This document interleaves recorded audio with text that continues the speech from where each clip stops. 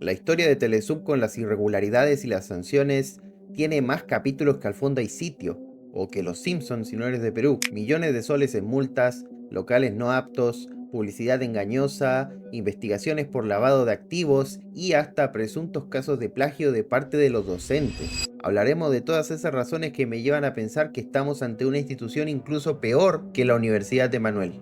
Comencemos. La Universidad Telesub se fundó a inicios del nuevo siglo de la mano de José Luna Gálvez, otro personaje controvertido de la política peruana, involucrado en el caso Lava Jato de carácter internacional también. Pero luego hablaremos de eso. Funcionó regularmente hasta 2019, año en que SUNEDU denegó su licencia y dispuso el cese de sus actividades. A la fecha están otorgando grados y títulos pendientes, pero deberían acabar durante la primera mitad de 2026. Según el informe de la superintendencia, contaban con más de 20 programas, incluyendo pregrado y posgrado, con alumnos matriculados. Se impartían carreras de administración, contabilidad, derecho, arquitectura, ingenierías y salud. En la plataforma actual de la universidad se puede ver que eliminaron algunas de ellas. Para ir al grano y sacarnos de encima lo que ya dije en el compilado de universidades extintas, Telesub no cumplió con ninguna de las condiciones básicas de calidad y solo cumplió con 13 de los 46 indicadores. Las razones que dio la SUNEDU para la denegación en su resumen incluyen aspectos tales como la falta de infraestructura adecuada en locales, carencia de una propuesta educativa consistente, ausencia de información sobre los cursos y hasta casos de plagio en los proyectos de investigación desarrollados por profesores. Voy a tratar esto último porque está relacionado con uno de los últimos videos que hice. A ver, según el informe, el presunto plagio fue más parecido a la tesis de Castillo en el sentido de que habrían copiado casi todo el marco teórico de un artículo de la Revista Científica de Bogotá, Colombia, y también de una tesis de la Universidad Nacional del Centro del Perú. Busqué el documento en el repositorio, pero ya no está, y tampoco es como que se haya actualizado mucho en estos años. Algunos podrán decir que ya es culpa de los profesores a cargo de la investigación, pero para mí la responsabilidad de la institución es incluso mayor que en los casos donde los que copian son alumnos. No solamente están obligados a presentar estos proyectos, sino que conlleva un desembolso mayor de recursos de la universidad. Se reportan millones de soles de inversión en investigación, entonces mínimo revisa cómo va todo eso en lo que estás gastando. Entiendo un poco el argumento del lado de los estudiantes. Muchos de ellos no van a investigar más allá de lo que presenten en pregrado, pero en este caso tienen personal al que le pagan para que investiguen. No hay excusa. Pero esto no es lo más insólito del caso, porque resulta que la propia universidad sí notó este presunto plagio, pero no se tiene evidencia de que se hubiera aplicado alguna sanción o implementado alguna medida para evitar esto en el futuro. Parece que hasta aquí llegamos con las copias, sin embargo, hay otro acontecimiento vinculado a ello, lamentablemente. En el contexto de adecuación a los nuevos estándares, Telesub se comprometió a realizar estudios de oferta y demanda en las regiones de Arequipa, Cajamarca, Lambayeque, Piura y Madre de Dios. Esto permitiría sustentar la oferta de nuevos locales y programas en aquellas regiones, pero la movida no salió tan bien. Primero, la SUNEDU determinó que ninguno de los estudios era adecuado y carecían de análisis. Dolía menos un combo. Pero lo que llama la atención es que hay cientos de párrafos copiados en su totalidad. Si revisas el anexo del informe, verás que algunas copias son de páginas gubernamentales. Así que en realidad solo debían citar como corresponde y listo. Se ponen la soga solos. Ahora por favor salgamos de otro aspecto comentado hasta el hartazgo. Los locales. Y sí, voy a mencionar la fachada, pero como ya conoce este tema hasta mi abuela, quiero pasar a otro.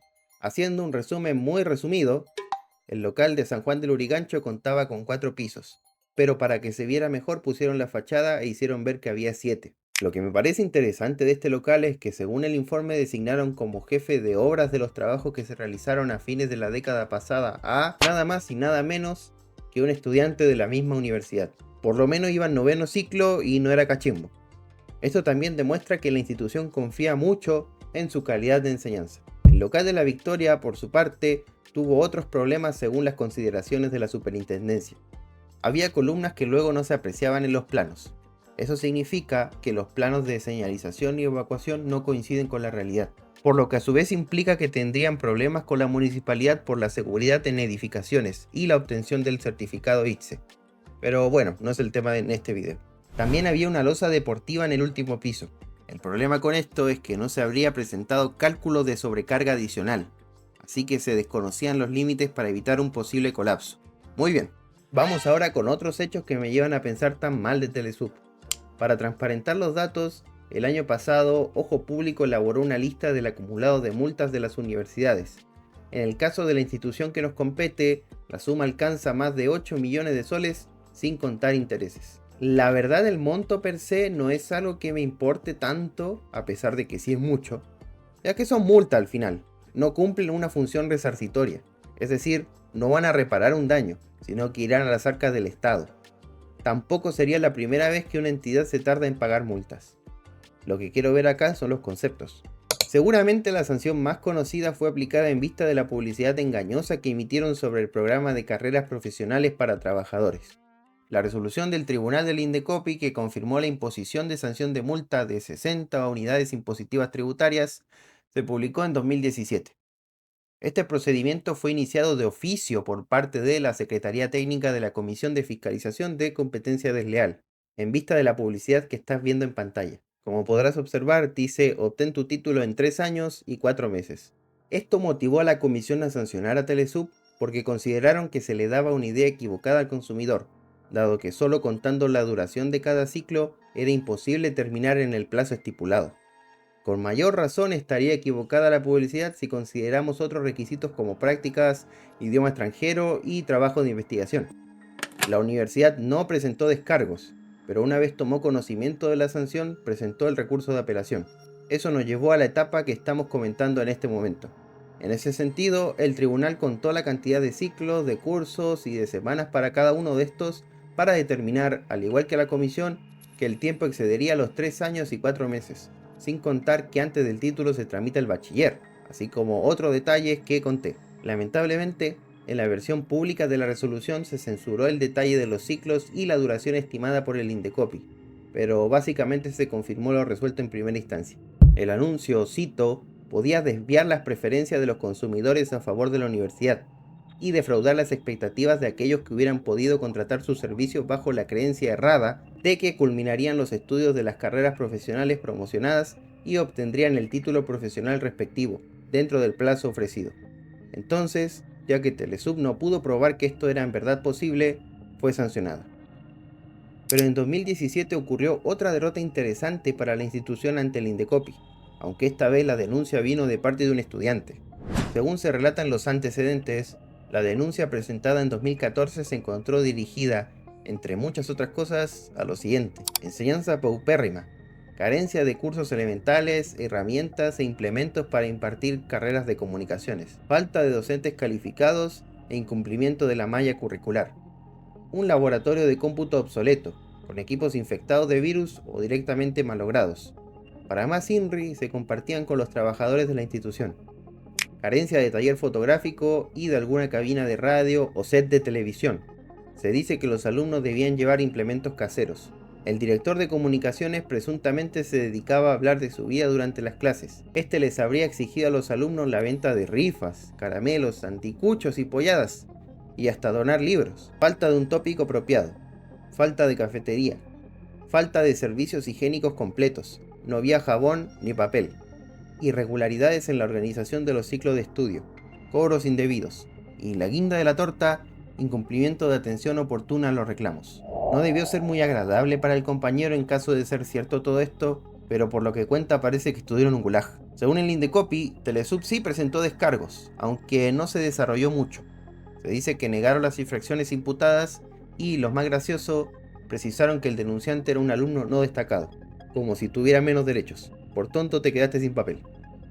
De todas maneras, en primera instancia se declaró fundada la denuncia, pero no en todos los extremos. Las infracciones que sí se consideraron fueron las del laboratorio de cómputo obsoleto, la falta de técnico especialista que brinde el servicio de mantenimiento de los equipos, falta de cámaras, taller fotográfico y demás implementos, incumplimiento de labores de parte del director de comunicaciones, tópicos sin personal capacitado, disminución unilateral del servicio contratado, modificación injustificada de la fecha de inicio de clases, carencia de biblioteca y libros relacionados a ciencias de la comunicación, y por último, la falta de jabón y papel. Lamentablemente quedó fuera el tema de los caramelos y las polladas, me imagino que por falta de evidencia. Todo lo anterior conllevó a que se impusiera sanción de multa de un total de 112,4 UITs, pero se sumaron 2,9 adicionales por no atender los reclamos. Además, se ordenaron medidas correctivas para implementar todo eso que falta. Evidentemente, Telesup apeló y se elevó el expediente a la sala. Vamos a resumir sus argumentos rápidamente. Sobre el laboratorio de cómputo, dijeron que no se probó cuáles eran las restricciones que se presentaron al momento de hacer uso de los programas. En el caso de las máquinas inoperativas, fue un tema de vida útil. Reponerlas requiere de un tiempo prudente, según ellos. Respecto de la falta de técnico especializado, se sancionó por una infracción distinta, por no contar con programa de mantenimiento. Esto fue un hecho no imputado. Sobre la falta de implementos como cámaras, taller fotográfico, cabina de radio, set de televisión, etc., dijeron que la parte denunciante no acreditó la necesidad de uso de los espacios o de las herramientas, ya que estaba en tercer ciclo. En lo relativo a la falta de director de comunicaciones, la propia parte denunciante demostró que sí hubo. Este podía participar en cualquiera de las actividades programadas por la institución. Respecto del tópico, se demostró que sí había, pero al final se sancionó por no contar con personal capacitado. Esto vendría a ser falso. Sí había personal en condiciones para atender a los alumnos. Sobre la duración corta de un ciclo, un mes y poco, solamente se dice que se le brindó la oportunidad a los estudiantes, cumpliendo con los objetivos y la programación académica. La postergación del inicio de clases se informó debidamente. De todas formas, se cumplió con las horas lectivas programadas. Respecto de la biblioteca, esta sí existe y solo se examinó si había obras relacionadas a ciencias de la comunicación, pero hay contenidos de otras materias. En todo caso, las revistas que se solicitaron estaban prestadas a otras sedes. Sobre los servicios higiénicos, se utilizaban materiales de alta rotabilidad, así que en ciertos momentos era posible el desabastecimiento de papel y jabón. Respecto de la atención de reclamos, se señala que fueron atendidos a través del presente procedimiento. La mayoría de estos eran maliciosos y se presentaron a manera de represalia por las calificaciones otorgadas a los alumnos. Aquí voy a parar un poco el relato para decir que esto de que atendieron reclamos a través del procedimiento está súper mal. En realidad no vale de nada argumentar eso en un procedimiento como este. Desde acá adelanto que está bien puesta la multa en ese aspecto. Ya me picaba las manos. Los reclamos deben ser atendidos en 15 días hábiles y la respuesta debe ser dirigida directamente al consumidor. Bueno, sigamos. Por último, dijeron que de los 28 extremos imputados, se ampararon en menos de la mitad y que la multa era injusta. Antes de pasar al análisis de la sala, quiero precisar que hubo una inspección de parte del personal de Indecopi en 2014. Allí se constataron varios hechos tales como los siguientes. Microsoft Office, CorelDRAW, Corel Photopaint se encuentran instalados en versión prueba, lo cual no permite el uso de sus funciones en su totalidad. Asimismo, el Office instalado no es el original, ni el sistema operativo Windows. Ambos no están licenciados. De las 39 máquinas ubicadas en el laboratorio 1, solo una se encuentra inoperativa. Asimismo, las 38 restantes presentan las siguientes características. Windows 8 Pro, no cuenta con acceso a Internet ni existen puntos de red. De las 60 máquinas ubicadas en el laboratorio 2, 27 de ellas no encienden y presentan las mismas características que las encontradas en el laboratorio 1. En el acta de inspección de fecha 4 de noviembre de 2014 se dejó constancia de que un representante de la universidad manifestó que contaban con 2 cámaras de video de marca Panasonic. Sin embargo, no fue posible la verificación de las mismas en tanto indicó que se encontraban en mantenimiento. Adicionalmente, del mismo documento se desprende que la universidad no contaba con taller fotográfico, trípode, isla de edición, sala de redacción, de prensa, cabina de radio y switcher. Cuentan con tópico, el cual no cuenta con una persona encargada, el mismo siempre está cerrado. Solo se utiliza y se abre cuando se requiere, siendo atendido por los coordinadores del departamento académico. Se verificaron las medicinas, las cuales se encuentran vigentes. Se observa el aula que indica Biblioteca Central, la cual está vacía. Nos indicaron que está en implementación. Nos informó que en esta sede existe una biblioteca en el 8º piso. Fuimos a dicho ambiente donde se observa que es un ambiente limpio. Fuimos atendidos por el bibliotecario, que nos informó que la búsqueda de libros las hace él directamente a pedido del alumno. Solo él tiene acceso a la computadora. Señaló que no tienen un catálogo y que todos los libros están en Excel. Le solicitamos que filtrara su data con el criterio de Ciencias de la Comunicación. Se observó como resultado al filtrar 3 revistas de la Universidad Telesup. Se le solicitó la ubicación de dichas revistas. No las encontró. Señaló que el encargado de la biblioteca se las había llevado a otra sede. Se revisaron los servicios higiénicos y ninguno cuenta con papel higiénico ni jabón. Se adjuntan fotografías. Con esta información ya puedes comprender algunas referencias de la apelación de Telesup. Pero más importante aún, podrás entender por qué el Indecopi le dio en la boca con su análisis. Primero, Telesub no acreditó que la parte denunciante no necesitaba hacer uso de los programas en versión de prueba. Ellos estaban en mejor posición ya que diseñaron la malla curricular. Segundo, si bien los equipos pueden fallar, tampoco significa que puedan tenerlos inoperativos sin ofrecer alternativas. Y obviamente no pueden perjudicar a los alumnos por faltas de diligencia propias. Tercero, incluso si la parte denunciante no demostró la necesidad de usar el taller fotográfico, cámaras y demás implementos, la universidad está en falta por haber ofrecido un servicio de educación interactivo y que contaba con la implementación de herramientas y espacios necesarios para ello, sin cumplir aquellas condiciones. Recién iba a instalar el set de televisión en 2014, pero la parte denunciante ya estaba cursando en 2012. Cuarto, un punto gracioso. Sobre el director de comunicaciones, se menciona un video donde se encuentra este jugando un videojuego a las 10 de la mañana con los alumnos, en pleno horario de clase. Para muchos un irresponsable, para mí un chat. De todos modos, la universidad nunca probó que esto correspondiera a alguna actividad institucional. Quinto, sobre el tópico, no se acreditó la capacitación de personal encargado. Sexto, respecto del ciclo express, se determinó que Telesub incumplió sus propios estándares, en donde indican que los ciclos duran 17 semanas mínimo. Séptimo, sobre la reprogramación del inicio de clases, nunca se justificó aquella decisión. Octavo, la biblioteca no contaba con material de ciencias de la comunicación y nunca se acreditó el tema de los préstamos a otras sedes. Noveno, sobre los baños. Dijeron lo que seguramente esperas. No puede ser que en ningún baño haya papel ni jabón. Décimo y último, los reclamos. Analizaron lo que comenté hace un rato. En ese tiempo el plazo para responder era de 30 días hábiles en vez de 15, eso sí. Como has escuchado, la segunda instancia no fue muy positiva para Telesub. O eso diría si no fuera porque la sala redujo la multa. Más por falta de criterio de la comisión que por virtud de la universidad. Pero pasó. Al final, según calculé, la multa quedó en 69,3 UIT, más una adicional por el tema de los reclamos que también se redujo. Todo eso en 2017 serían casi 285.000 soles. Para 2025 serían 376.000 por si se lo preguntan. Algo de $112.000. Sin las reducciones hubiera sido como un 40% más. Cerca de los 180.000, supongo.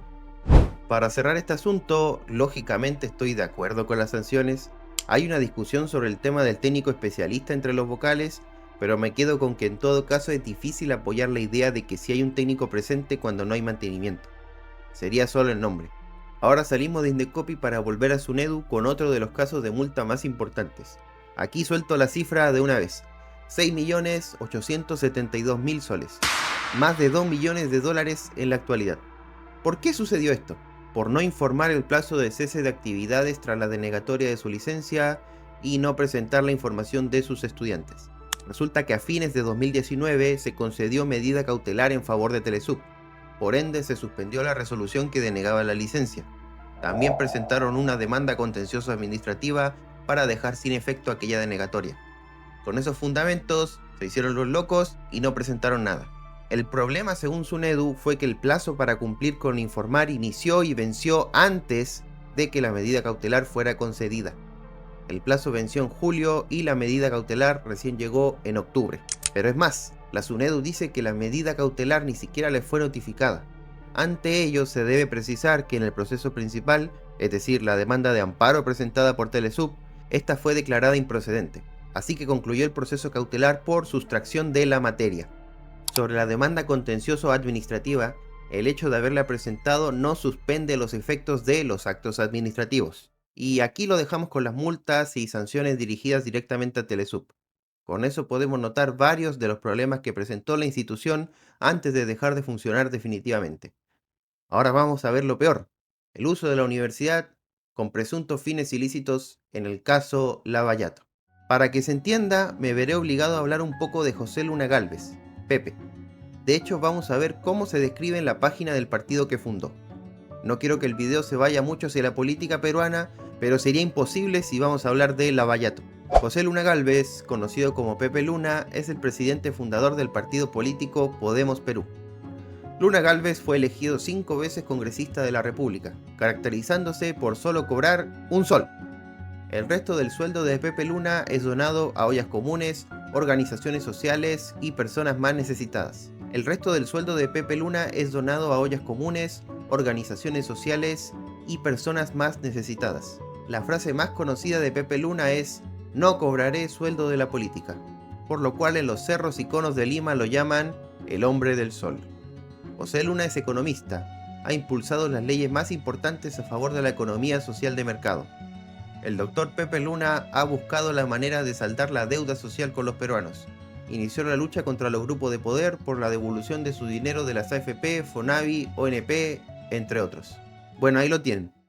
Debo agregar a esto que antes de fundar el partido Podemos Perú, fue parte importante de Solidaridad Nacional, el partido creado por Luis Castañeda y que luego fue reestructurado cambiando su nombre a Renovación Popular por si no les sonaba. Su presidente actual es Rafael López Aliaga, quien fue alcalde de Lima hasta hace muy poquito. En todo caso, lo más relevante para el video es la relación entre Luis Castañeda y Pepe Luna. Ahora hablemos del caso Lavallato. Este nombre viene del portugués para referirse a los negocios que lavan autos, porque la investigación inició en 2014 con una de estas empresas en Brasilia. Tampoco voy a ir muy a fondo, porque es seguramente la investigación más grande sobre corrupción en toda América Latina, justamente debido a que involucra a varios de los países que la conforman. Una empresa enorme con participación estatal como lo es Petrobras daba la buena prueba a empresas constructoras coludidas con ella para la ejecución de obras. El tema es que los montos de los contratos se inflaban, entonces el excedente podía ser utilizado libremente para fines ilícitos una vez se completaba el proceso de lavado. Estos fines incluían el financiamiento de campañas políticas, lo que a su vez permite repetir el ciclo de otorgar buena pro a las mismas constructoras. Este esquema se repitió con otras instituciones. Algunas de las empresas que ganaban los contratos seguramente resultarán familiares para los espectadores peruanos, el grupo OAS y Odebrecht. Apuesto a que este último nombre trae recuerdos. Como ya estarás suponiendo o recordando si ya lo sabías, la operación llegó a Perú. Sobre esto, Odebrecht reconoció que pagó un total de 29 millones de dólares en sobornos, durante el periodo comprendido entre 2005 y 2014, esto de forma aproximada. Los nombres involucrados en las investigaciones llevadas a cabo en territorio nacional incluyen, entre otros, Alejandro Toledo, Alan García y Ollanta Humala, todos ellos expresidentes del Perú. Además de la exalcaldesa de Lima, Susana Villarán, y cómo no, la persona que mencionamos en un inicio, Luis Castañeda, quien también fue alcalde de Lima y falleció en 2022. Ahora sí podemos avanzar con el vínculo de Telesub con todo esto. Resulta que la acusación del Ministerio Público contra Pepe Luna consiste en que éste, ejerciendo el cargo de jefe de campaña, habría administrado los fondos ilícitos que provenían de las constructoras para la campaña municipal de Castañeda. Según el Comercio, la persona encargada de recibir los aportes era Bustamante Castro. Sobre ello, un colaborador eficaz contó que este señor iba a entregarle luego el dinero a Pepe Luna. Y adivinen dónde. En la sede de Telesub, que estaba en la avenida Arequipa. Luego de contar los billetes, Pepe Luna habría dicho, y cito, "Flaco, esto es para el pago de los avisos de publicidad de la campaña en televisión". Pero las referencias a la universidad no se detienen allí. En octubre de 2019, la institución fue allanada, al igual que el domicilio de Pepe Luna y otros inmuebles que tuvieran alguna relación con él. Volviendo a las acusaciones de la Fiscalía y citando a Perú 21, Telesub también habría cumplido un rol de blanqueadora, ya que se habrían emitido cheques en favor de Luis Castañeda por sus servicios como docente que en realidad nunca habría realizado. El año pasado, según informaron La República y RPP, Telesub fue incluida en la investigación contra Pepe Luna por el caso de los gángsters de la política. La Fiscalía acusa a Luna de liderar una organización criminal para favorecer el partido Podemos Perú. Se dice que influyeron en la elección de miembros del Consejo Nacional de la Magistratura y del OMPE. Como seguramente estarás pronosticando, el rol de Telesub nuevamente consistiría en facilitar pagos por servicios que nunca habrían existido o por cargos que no habrían sido ejercidos. Y bueno, voy dejando por aquí los temas judiciales, /criminales, /políticos. Es cierto que todo lo que he dicho desde Lavallato está en veremos, en presunciones y acusaciones, pero la verdad es que la universidad queda mal de todas maneras. Si al final resulta que sí se usó la institución para blanquear, que es lo más probable, es terrible sinceramente que a pesar de tener todos esos fondos, no hayan aportado lo suficiente para hacer las cosas un poquito más cómodas para los estudiantes. Con eso me refiero a mejorar las condiciones en que el Indecopi encontró la universidad. Por otra parte, si resulta que todo eso es mentira y Telesub fue una institución honesta, Entonces, ¿por qué dejarla tan descuidada? Para tenerla así y luego perderla, mejor lo hubieran vendido. Decir que era una tapadera, aunque sea, ocultaría la incompetencia de su administración. Voy a cerrar el video con unas noticias que no necesariamente aplican en los casos anteriores, pero sí son interesantes. Punto Final destapó en 2022 que Pepe Luna adquirió a título personal el predio donde se ubicaba el edificio principal de Telesub por un monto de 4.5 millones de dólares, para luego alquilarlo a la misma institución por $95.000 mensuales. Esta operación inusual no ha sido calificada como delito, pero más allá de cualquier cuestión contable y o tributaria que seguramente surja, no da buena espina considerando todo lo que hemos tratado. Por cierto, quien figuraba como representante de la universidad no era Pepe Luna, sino su hijo. El otro hecho es que antes de que se publique la resolución de la SUNEDU mediante la cual denegaron la licencia de Telesub, la superintendencia solicitó los estados financieros desde el año 2015 a 2018, según informó IDL Reporteros y conforme lo indica el informe técnico de licenciamiento. El problema fue que la institución no entregó la información hasta la segunda mitad de marzo de 2019. Se tardaron unos cuantos meses y además presentaban varias inconsistencias. El objetivo no es asegurar algo, pero por los antecedentes no pinta muy bien la cosa. Y bueno, ya cerramos con el relato. Ahora voy a opinar en estos últimos minutos. Después de escribir todo el guión del video, creo firmemente que estamos ante la peor universidad del Perú. Al menos desde la época en que funcionó hasta la actualidad. Sé que dije que es peor que la Manuel y lo mantengo. No solamente porque los perjuicios que ha causado son astronómicamente mayores, sino porque Telesub sería en términos simples una tapadera, en caso se prueben las acusaciones de la Fiscalía, o bien un proyecto pésimamente administrado, a pesar de contar con mucho más recursos que la Universidad Mundial. En mi opinión, lo que he relatado le quita toda seriedad a la institución, y solo se transforma en un lastre para aquellos que lamentablemente decidieron estudiar allí. Es probable que este video lo miren algunos exalumnos. Tal vez un grupo de ellos se sienta avergonzado por haber estudiado ahí, tal como algunos de la Vallejo lo han expresado en el video que hice sobre el plagio de una tesis. O quizás algunos reaccionen negativamente y me insulten porque estoy atacando a la institución que les dio su grado o su título. Que por qué me pongo a echar peste de esa universidad cuando esta o esta otra hace lo mismo y nadie dice nada. A ambos grupos les quiero decir que los entiendo un poquito. Como dije en algún momento, estudiar en una universidad privada es en su concepto más puro una decisión. Puedes elegir no hacerlo. Lo mismo aplica al momento de elegir qué vivienda alquilar, qué vehículo comprar, etc. Eso no significa que no haya factores que condicionen la elección, por supuesto, pero creo que todo parte con asumir que hubo una decisión que trajo sus consecuencias. En retrospectiva, puedo decir que matricularse en Telesub fue una mala decisión para muchos casos. Ahora, quedará en la conciencia de cada uno qué tanta responsabilidad se adjudica a su persona. Tal vez te apantallaron con la universidad o directamente te dieron información falsa. O puede ser que solo te hayas fijado en el precio y no te informaste tan bien. Eso quedará para ti mismo. Sin embargo, el hecho de que asumas tu posible falta de diligencia no significa que te puedan engañar a diestra y siniestra sin responsabilidad del otro lado. Yo creo que a todos en mayor o en menor medida nos ha pasado. Hay que fijarse prácticamente en cualquier aspecto porque las estafas abundan. Solo debo traer a colación nuevamente la vivienda y el transporte para ejemplificar mi punto. Hay un deber de protección del Estado para con sus ciudadanos, o en este caso con los consumidores, y también existe un deber punitivo contra aquellos que incumplen. A lo que quiero llegar es que en nuestra realidad pueden coexistir tanto la responsabilidad del engañado como la culpa del que engaña y miente, pero su tratamiento siempre va a ser distinto. La primera obedece más a las experiencias, a evitar que ocurra en un futuro y que quede como enseñanza, mientras que la segunda sí debe estar sujeta a sanciones materiales y lo que disponga la ley. Si estudiaste en Telesub o en una universidad denegada y realmente te molesta que se hable de eso, lo único que puedo decir es que no es mi intención atacarte personalmente, y que en realidad hay gente allá afuera que tiene una opinión mucho más drástica que la mía. Así que tal vez deberías hacer algo al respecto si no quieres toparte con uno de ellos en un entorno laboral. En un comentario dije que la universidad no es el único factor para determinar si alguien es un buen profesional, y también lo mantengo, pero sé que el mundo no es completamente justo, o mejor dicho, no se cuenta con el suficiente tiempo, recursos o ganas de saber si realmente eres un buen profesional. Por eso ni jugando las mejores cartas tendremos la certeza total del éxito.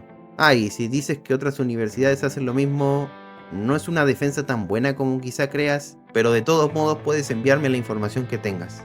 Y si ya dices que todo es falso, todos los medios son corruptos, que toda esta información es falsa, bueno, ni qué decirte, no sé, créelo. Y eso es todo. Nos veremos en otro video.